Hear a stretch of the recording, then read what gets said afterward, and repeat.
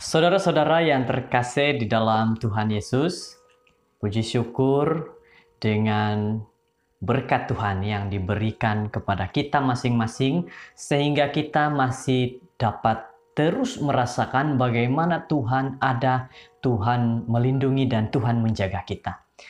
Pada saat ini kita akan mendengar satu lagi nasihat Tuhan, firman Tuhan daripada renungan kita. Dan biarkan renungan kita pada saat ini akan memberikan kepada kita nasihat-nasihat yang baik. Tapi sebelum itu, mari kita sama-sama berdoa. Ya Tuhan, Allah Bapa kami yang penuh kasih, yang memberkati dan melindungi kami. Pada saat ini, kami datang ke hadirat Tuhan. Terlebih dahulu kami berdoa sebelum kami mendengar pelajaran firman Tuhan, agar kami dapat mengerti nanti dengan baik dan kami dapat menerima dengan baik. Terima kasih Bapa karena sudah mendengar doa ini. Terima kasih sudah memberikan kepada kami akal pikiran yang baik. Inilah doa kami, berkati kami saat ini dalam nama Yesus. Amin. Saudara-saudara yang terkasih di dalam Tuhan Yesus, firman Tuhan, renungan kita berjudul Berjalan dalam Lembah. Dan ayat renungan kita di dalam Mazmur 23 ayat 4 di mana mengatakan, sekalipun aku berjalan dalam lembah kekelaman, aku tidak takut bahaya, sebab Engkau besertaku, gadamu dan tongkatmu, itulah yang menghibur aku.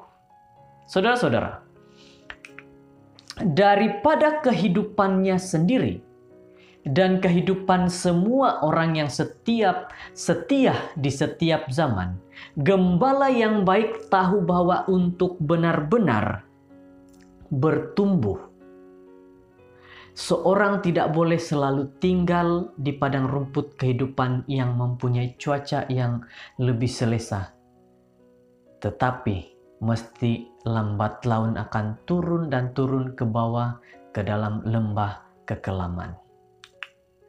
Walaupun murid-muridnya tidak mau mendengar akan hal itu pada masa itu, namun Yesus dengan terus terang. Yesus dengan terus terang memberitahu mereka tentang jalan penderitaannya sendiri, yang tidak lama lagi akan berlaku dan membandingkan jalan tersebut dengan biji yang ditanam. Aku berkata kepadamu, sesungguhnya jika biji gandum tidak jatuh di dalam tanah dan mati, ia tetap satu biji saja. Tetapi jika ia mati, ia akan menghasilkan banyak buah. Yohanes 12 ayat 24. Di mana ayat ini, saudara-saudara, akibat malang daripada kehidupan yang dipenuhi dengan kesenangan, menuntun ke rumah yang tidak mempunyai dasar, yang roboh apabila tsunami datang melanda, Matius 7 ayat 26-27, dan tanaman yang tidak mempunyai akar, yang mati apabila kesusahan melanda, Matius 13 ayat 37. Saudara-saudara, dalam kehidupan kita, kalau kita tidak dapat memfokuskan diri kepada Tuhan, kalau kita tidak dapat membawa diri kepada Tuhan, maka apa yang terjadi adalah kita akan berjalan dalam lembah kekelaman. Apakah lembah kekelaman ini? Lembah kekelaman di mana menunjukkan bahwa kita akan berjalan dalam pelbagai masalah.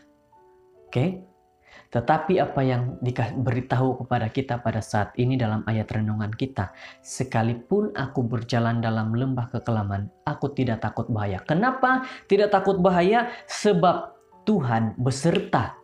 Kalau kita membiarkan Tuhan hadir dalam hidup kita dan Tuhan menyertai kita, lembah kekelaman kita tidak akan takut, kesusahan kita tidak takut, masalah kita tidak akan takut. Saudara-saudara yang terkasih, kita sudah pelajari firman Tuhan kemarin tentang jalan yang benar. Di mana jalan yang benar ini hanya ada daripada Yesus saja. Tidak ada dari yang lain-lain, hanya daripada Yesus saja. Nah, bagaimana saudara-saudara sekalian? Bagaimana kita sebagai umat-umat Tuhan? Adakah kita mau berjalan dalam lembah kekelaman tanpa Tuhan? Ataupun kita berjalan dalam lembah kekelaman dengan ada Tuhan, sehingga kita katakan dalam kesusahan, dalam permasalahan, kita berani untuk berjalan bersama Tuhan. Jadi, saudara-saudara yang terkasih, tukang kayu yang bijaksana dan tukang kebun yang baik hati tahu bahwa kekuatan sebenar sebuah rumah dan suatu tanaman bukanlah pada apa yang kelihatan di atas tanah, tetapi yang terdapat di bawah tanah. Itulah sebabnya mengapa setiap domba yang terluka itu telah sembuh dan digemukkan di padang rumput. Sekarang tiba masanya beralih dan turun ke lembah di bawah untuk mendapatkan kekuatan bagi konflik yang akan datang di kawasan musuh. Jadi saudara-saudara, sangat ironik dan instruktif untuk membandingkan dan membezakan situasi Adam dalam Kejadian 3. Dan juga domba dalam Mazmur 23. Walaupun Adam takut berada di Eden yang penuh kedamaian, namun domba itu tidak takut berada dalam lembah kekelaman.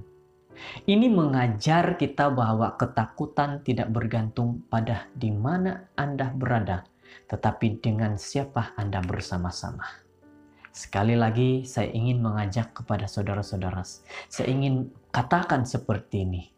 Saudara-saudara, adakah saudara-saudara sudah membawa Tuhan hadir dalam hidup saudara-saudara? Sudahkah saudara-saudara benar-benar merasakan dan membiarkan Tuhan melindungi, menjaga kita? Jikalau saudara-saudara belum buat itu saat ini, mari datang kepada Tuhan. Jangan biarkan kalau kita berjalan dalam lembah kekelaman tidak ada Tuhan. Tetapi biarlah kita berjalan dalam lembah kekelaman, ada Tuhan menyertai kita. Kata-kata tegas, takkan kekurangan aku dalam ayat pertama sekarang digemahkan semula dalam deklarasi yang kuat dalam ayat keempat. Engkau bersertaku. Ketakutan kita lebih besar, tetapi kita perlukan Tuhan yang lebih besar. Ingat ini, walaupun ketakutan kita kelihatan besar, tetapi Tuhanlah yang paling besar daripada ketakutan kita.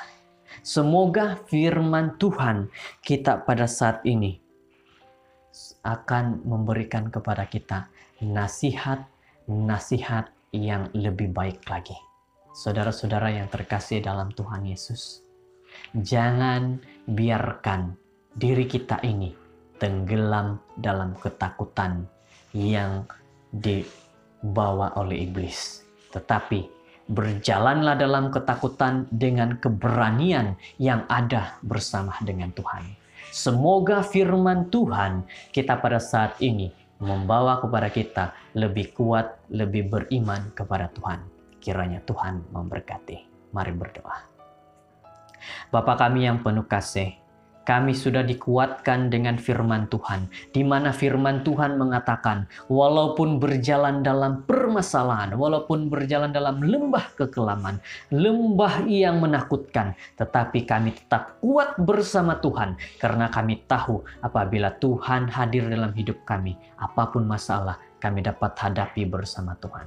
Terima kasih dengan firman-Mu ini, menegur dan memberikan nasihat kepada kami. Kami serahkan hidup kami, diri kami, keluarga kami, saudara kami kepada-Mu Tuhan. Di dalam nama Yesus. Amin.